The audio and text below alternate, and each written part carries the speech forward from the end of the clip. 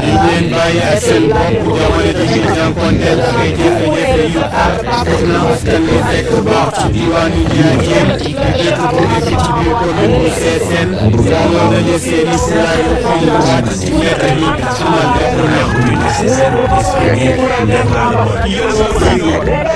Le courant est passé dans ce village nommé au village où tous les hameaux qui étaient électrifiés à l'exception de lu gën a leerloo askan wi nag jamono ji moo di ndox mu neex mu sell ji ñu mun fexe ba jot ci jamono ji ci diwaanu Ndiadiène.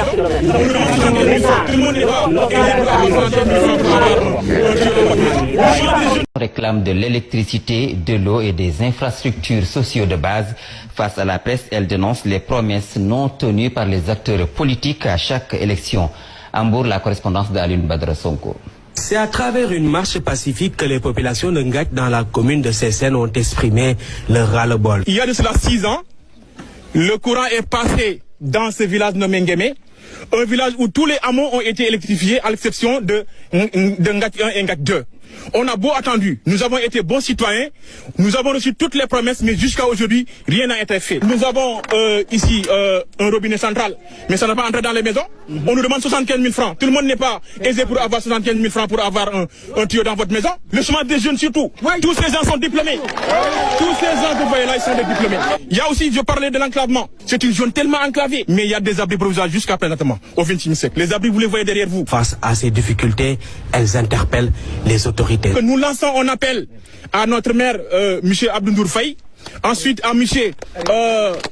Omar Youm. D'ailleurs, elles ont décidé de boycotter le parrainage. Nos parrainages non avec nous pour cette année. Nos parrainages, on va parrainer personne. Pour ces habitants de Ngathie, cette marche pacifique n'est qu'un avertissement et compte passer à la vitesse supérieure dans les semaines à venir si rien n'est fait pour améliorer les conditions de vie des populations. Alioune Badara Sonko, à Louga, le mouvement. ci dëkk bii laa màggee ci dëkk bii fii laa yaroo lii ma doon tey dëkk bi moo ma def mu bëgg ko lool foo mën di nekk ci àdduna ak lu mu neex neex yàgg-yàgg fii laay tombé yàgg-yàgg moom fii laay jëm si waat ndax lu ma doon tey fii la ma daal ci dëkk bii laa màggee. Village là est un village qui est composé de 5 hameaux. Ndiamane tout court est le seul à ne pas bénéficier d'une adduction d'eau potable. Il est le seul hameau à ne pas avoir de l'électricité. C'est pourquoi aujourd'hui nous avons initié cette marche-là pour se faire entendre à travers le pays.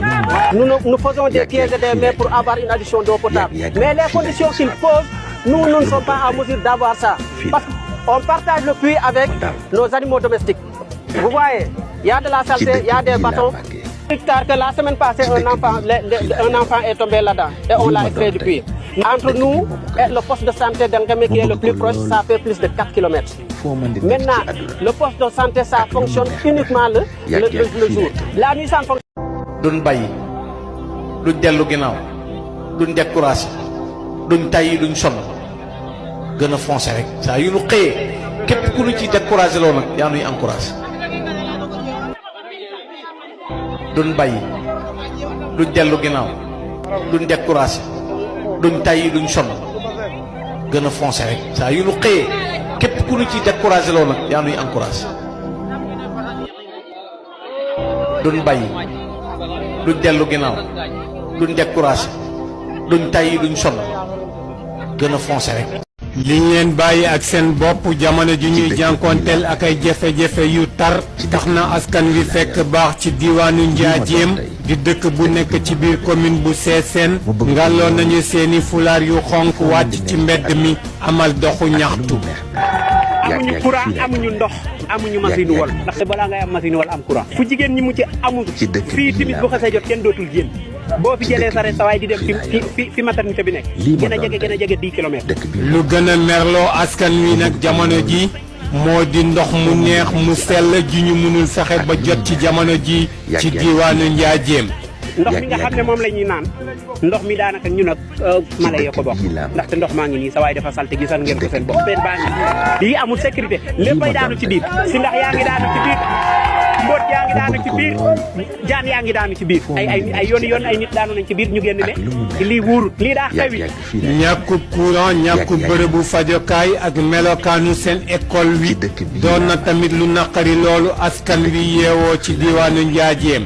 ñun dañoo war a jóge ci lii ñun dañoo sonn. école baa ngi nii ngay seet nii dara baaxul dara baaxul école baa ngi nii defaluñ fi dara defaluñ fi tous ñii daa mel ni ñun dañoo bokkul ci Sénégal ñii ci réew mi lañ bokk ñun dañoo soxla am courant am ndox comme ñëpp fii ku fi bëgg campagne fii da ngay ñëw fii defal ñu courant ak ndox ku ko fi njëkk a def nag yow la ñuy votel kenn fii benn kaddu moo fi nekk bu kenn xasee wax looloo fii am.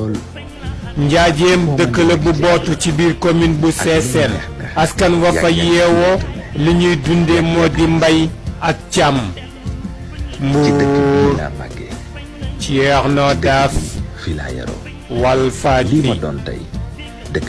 Yay boy o ata xamna adna kiranga o adna min fu nga o yalam ayo buge ke do ma xama ba xemi lol kere ayo bojo ko nyale yawa min jengna yay dem balol nadira min jengna yay do mahere ngimta mo yay kamilanta yay rek lañ no bem nyal.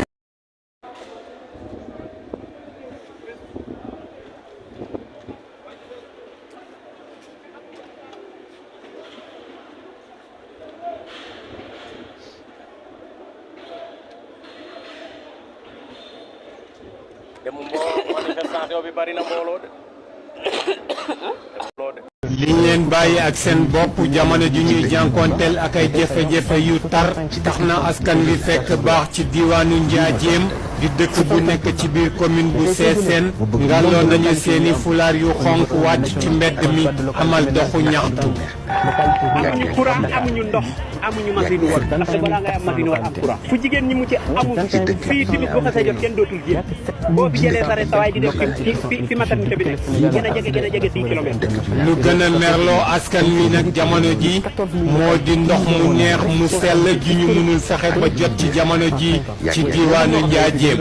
ndox mi nga xam ne moom la ñuy naan ndox mi daanaka ñu mala yi ko bokk ndaxte ndox maa ngi nii sawaay dafa sax ci gisal ngeen benn baa ngi lii amul sécurité léppay daanu ci biir si ndax yaa ngi daanu ci biir mbóot yaa ngi daanu ci biir jaan yaa ngi daanu ci biir ay yoon ay nit daanu ci biir ñu génn de lii buur lii daa xewi. ñàkku courant ñàkku bërëbu fajokaay ak melokaanu seen école wi doon na tamit lu naqari loolu askan wi yeewoo ci diwaanu Njaajeem. ñun dañoo war a jóge ci lii ñun dañoo sonn école baa ngi nii ngay seet nii dara baaxul dara baaxul école baa ngi nii defaluñ fi dara defaluñ fi tous ñii daa mel ni ñun dañoo bokkul ci Sénégal ñii ci réew mi lañ bokk ñun dañoo soxla am courant am ndox comme ñëpp fii ku fi bëgg campagne fii da ngay ñëw fii defal ñu courant ak ndox ku ko fi njëkk a def nag yow la ñuy votel kenn fii benn kaddu moo fi nekk bu kenn xasee wax looloo fii am. Njaajeem dëkk la bu bootu ci biir commune bu Sessène askan wa fa yeewoo li ñuy dundee moo di mbay ak càmm. Mbuur Thierno Daaf Walfadjri.